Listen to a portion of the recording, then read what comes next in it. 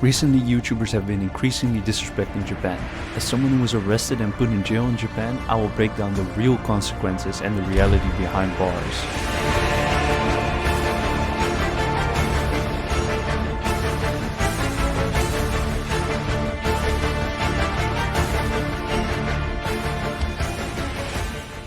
So with the current situation going on with Johnny Somali, I decided to make a video about my own experience in Japanese jail. Coincidentally, also for trespassing. Now I think his case might be different. I'll show you in the clips right now. Why you do this?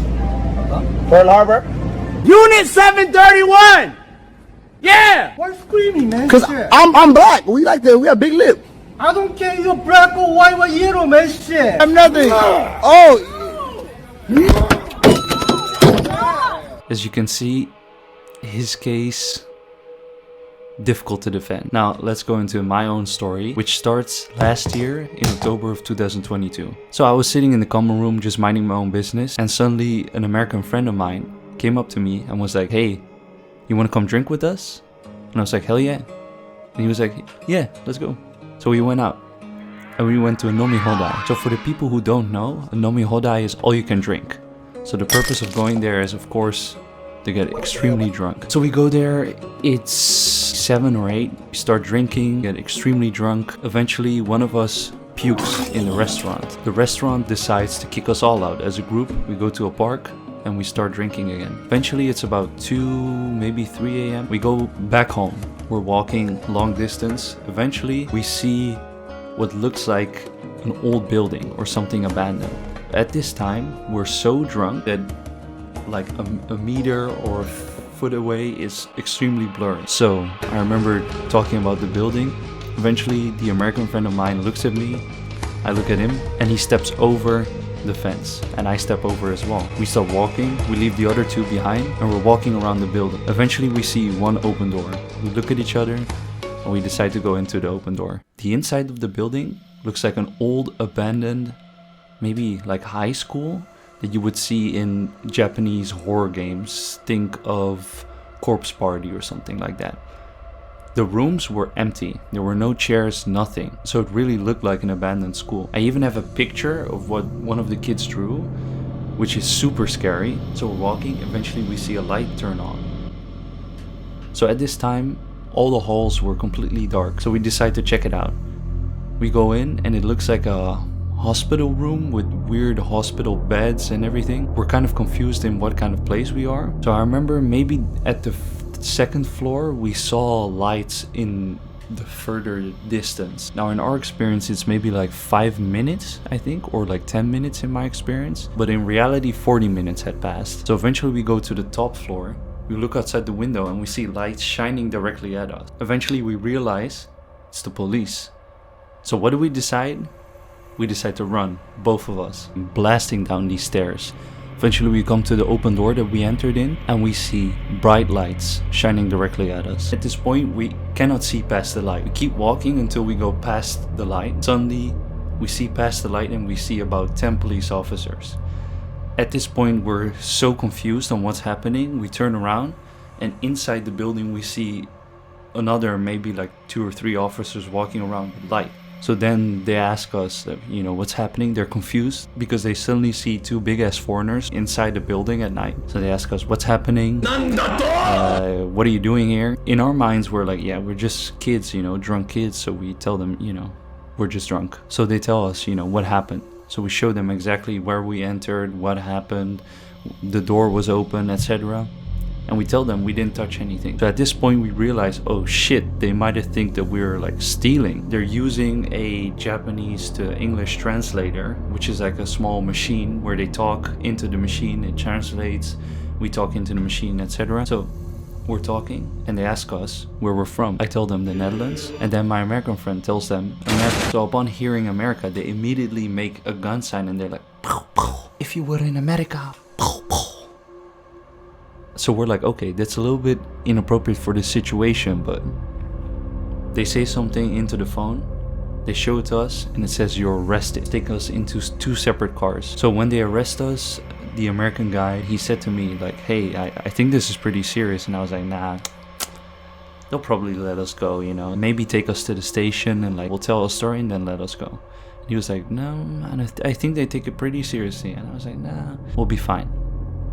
I was very wrong. A minute later, they take us into 2 separate cars, and I didn't see him for a long time. We go back to the station. They take us upstairs with cuffs. They take us into 2 separate rooms. Inside the room, they cuff me to the chair. So one arm is cuffed to the chair while I'm speaking with the detective. At this point, only Japanese people that didn't speak English were there, so they had to get an interpreter. So we wait, interpreter comes, and we start the first testimony.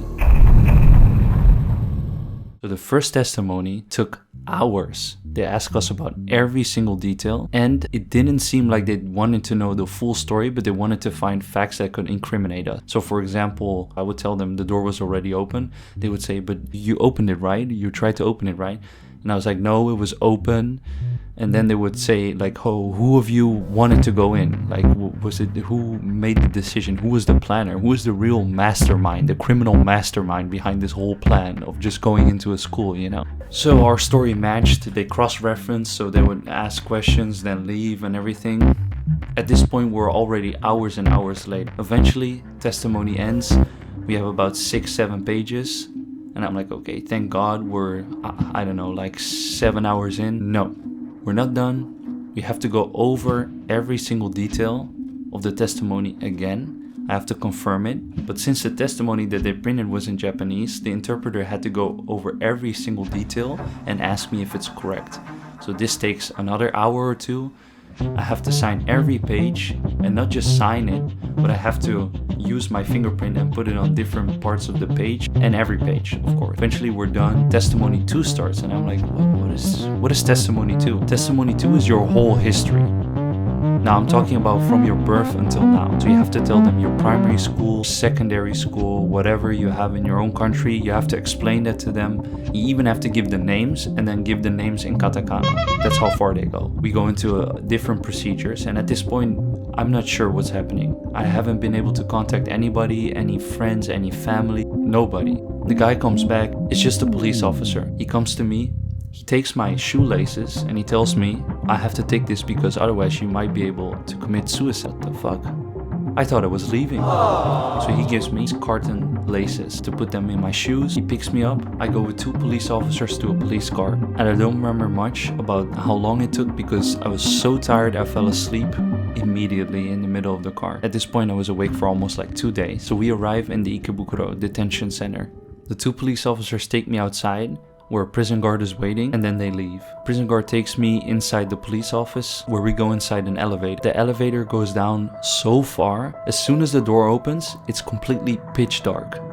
The guy in front of me has, you know, like those old type lanterns that you see in old movies, maybe like 1700s, where they have like the lantern.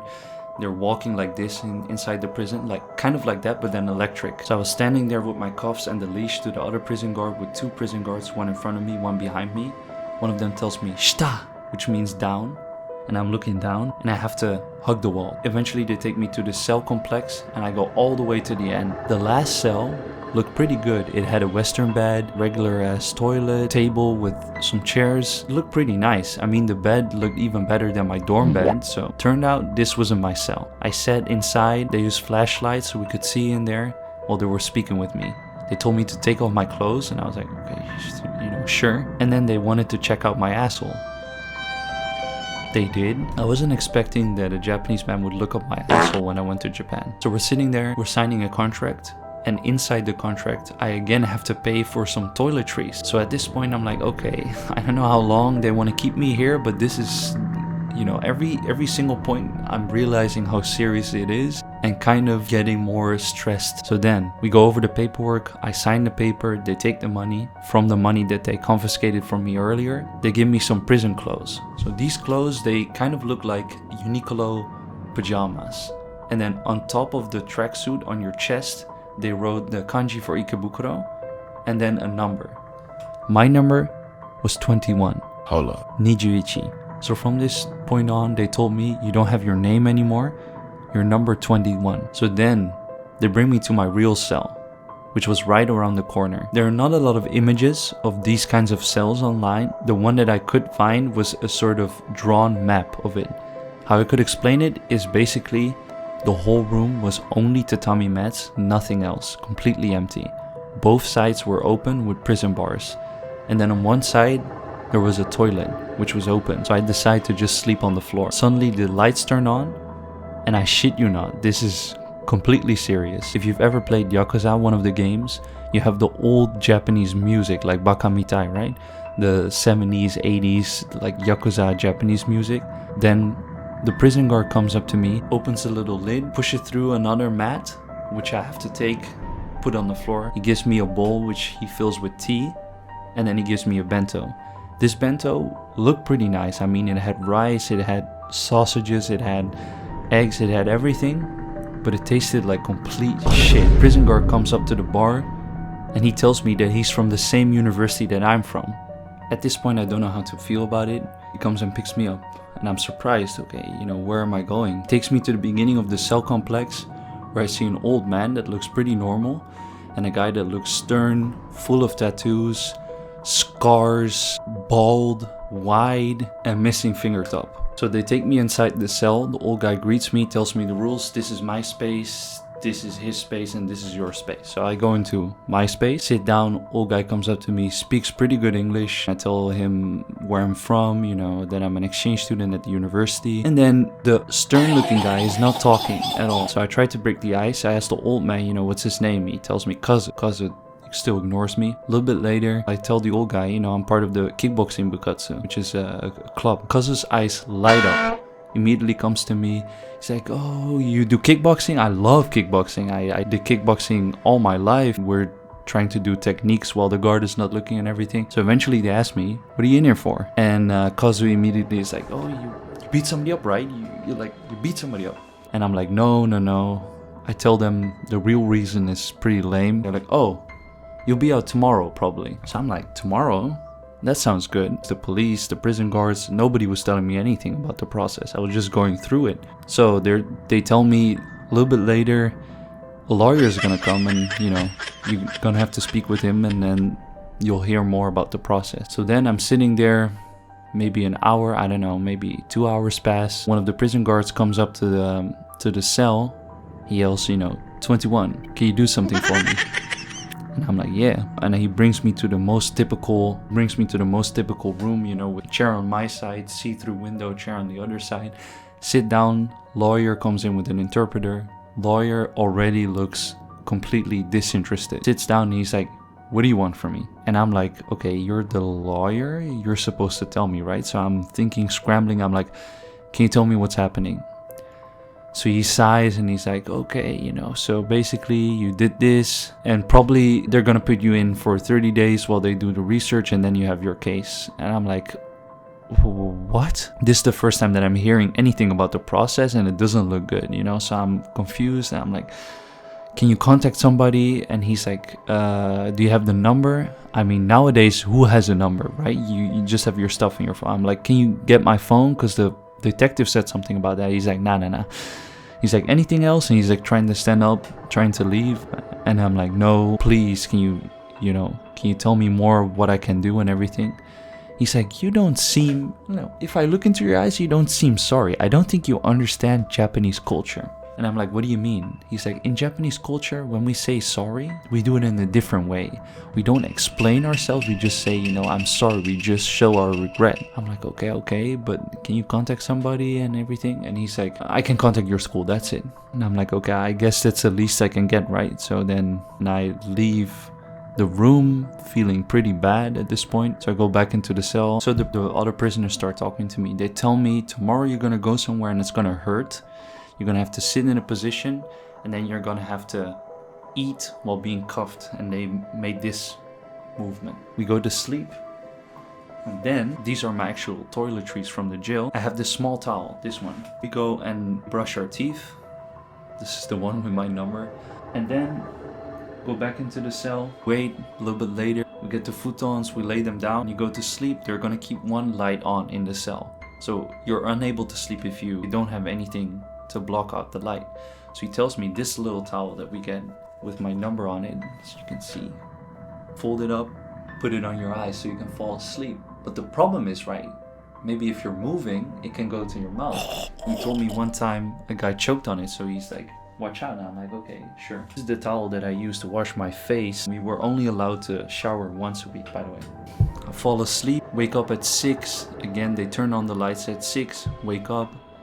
We go and eat again, 8, they pick us up. We go outside and they take us with everybody cuffed up and then one big leash through all of our cuffs, and they take us outside. And there's like a big prison bus. It takes hours and hours. Eventually we get to this super large building, which basically looks like, if you've been to Paris, you have the really big palace there with the big courtyard.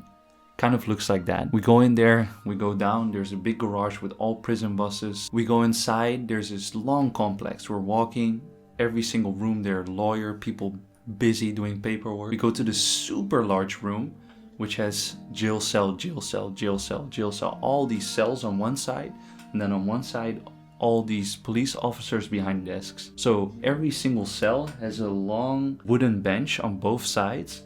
And on top of the wooden bench on the wall, there's a number. So they tell us the rules, sit down under the number that you're given. So I got given 7, so I sit down under 7. Inside the room, there's one toilet that's open and a sink that's open.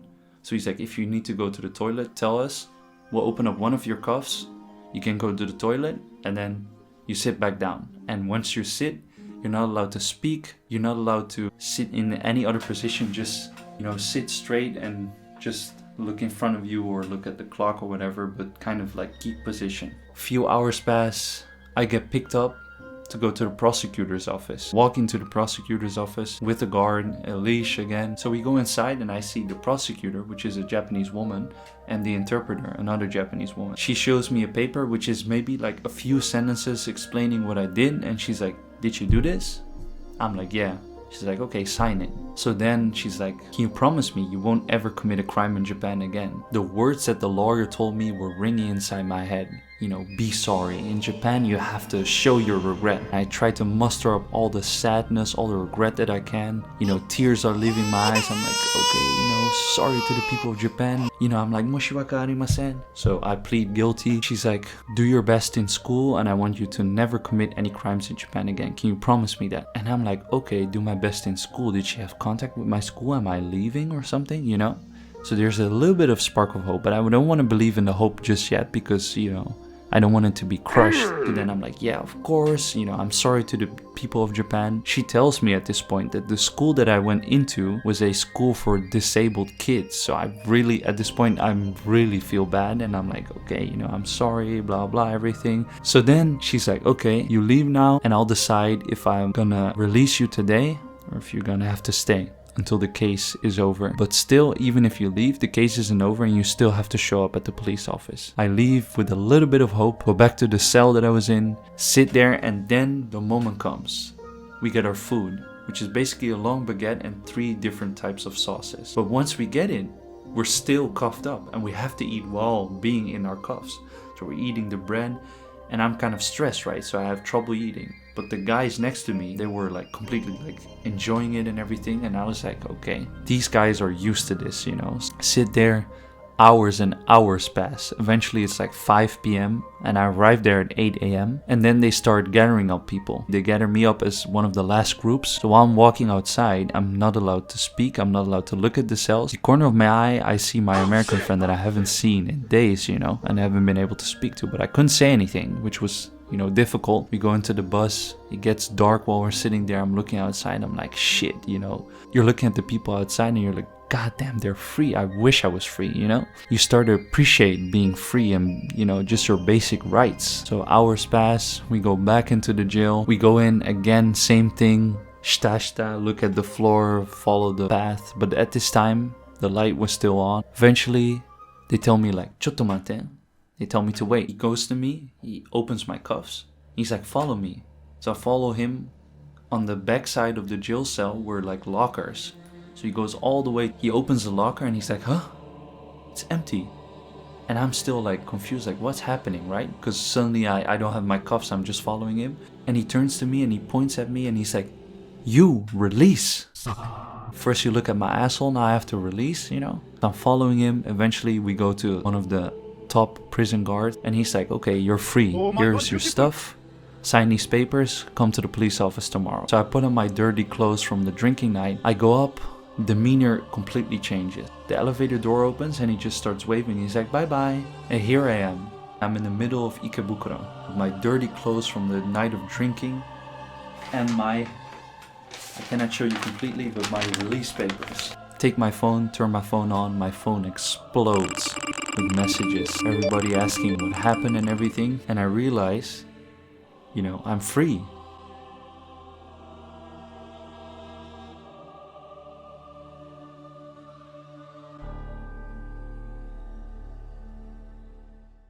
What do I think of the Johnny Somali situation?